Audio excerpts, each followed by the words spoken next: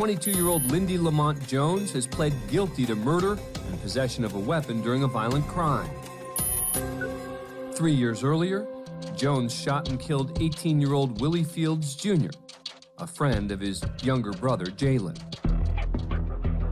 Willie had just arrived at the Jones home when Lindy Jones shot him 4 times as he sat in his car. Then Jones and his younger brother dumped the body in a nearby wooded area, accepted responsibility, and pled guilty to all charges. Deliver a victim impact statement to the court.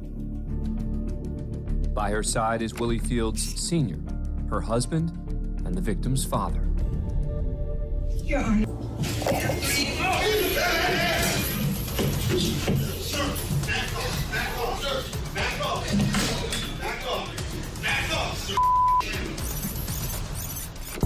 He was truly angry.